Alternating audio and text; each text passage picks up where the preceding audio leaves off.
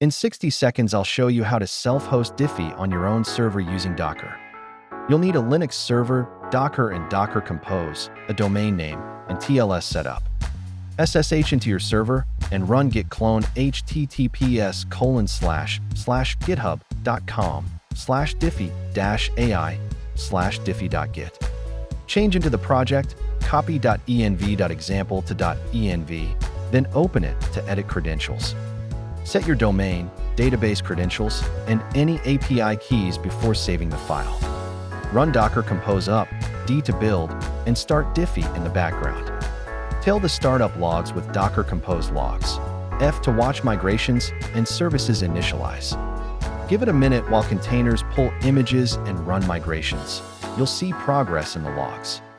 Open your browser at https://your-domain.com and follow the Dify web setup to create an admin account.